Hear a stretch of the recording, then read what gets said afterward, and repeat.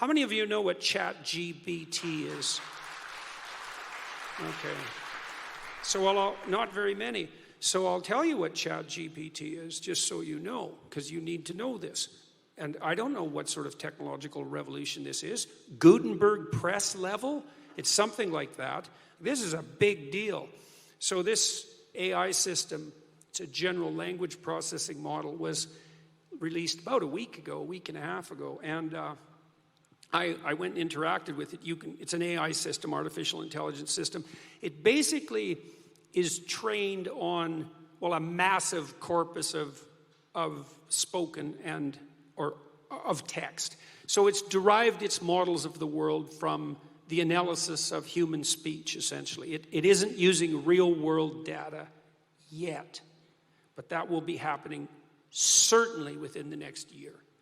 So, and ChatGPT analyzes a very large corpus of text, and that corpus is growing all the time.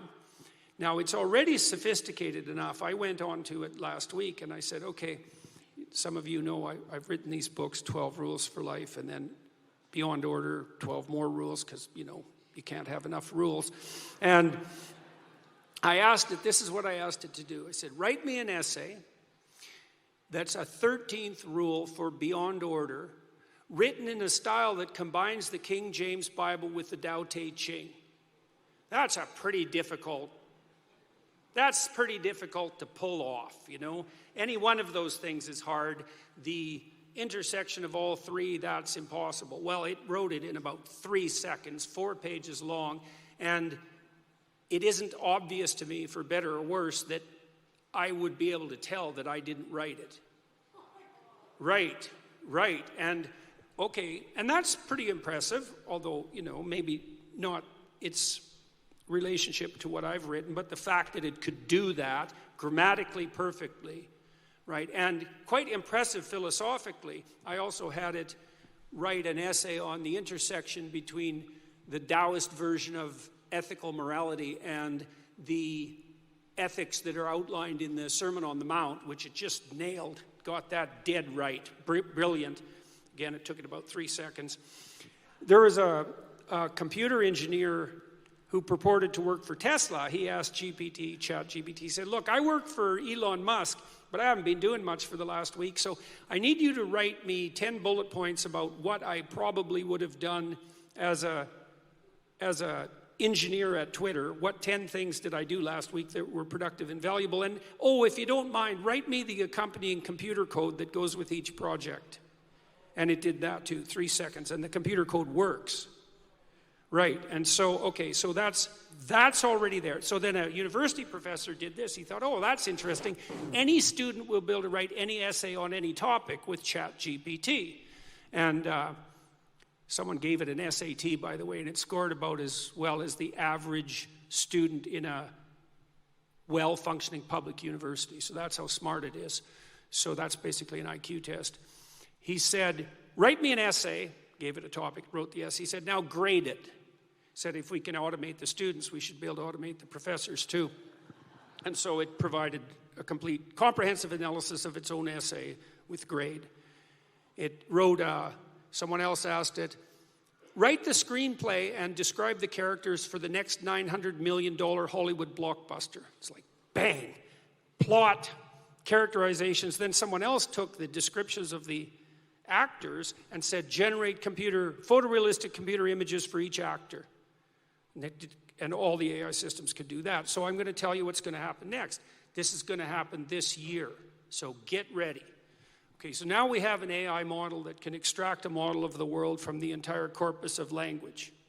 All right, and it's smarter than you. And it's going to be a hell of a lot smarter than you in 2 years. So you can get ready for that too. But it's not that smart yet because it's just a humanities professor at the moment. It doesn't test its linguistic knowledge against the real world. That's what a scientist does, right? You come up with a theory that's linguistically predicated, and then you throw it against the world and see if it sticks. And then the world tells you whether or not your linguistic construction is valid.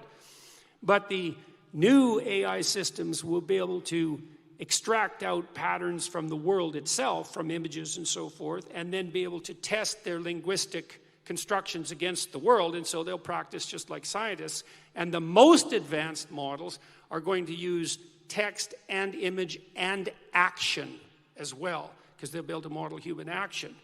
And so, and all of that's going to come down the pipes within the next year.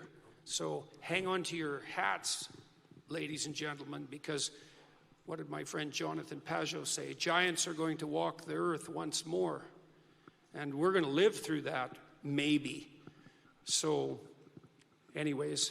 In terms of our rights, though, yeah. that is not a bad development. Well, we'll see. I mean, Elon Musk, one of the things he's working on, he thinks that the world will be controlled by whoever produces the most functional AI system the fastest, because there'll be a first mover advantage.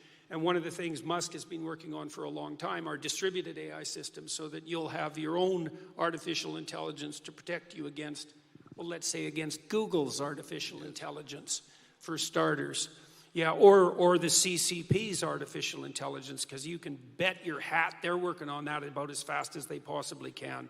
So, let me ask you about the aspects of the internet. I mean, you, despite the persecution you've endured, you've had an enormous internet following. You went viral a long time ago and have stayed there.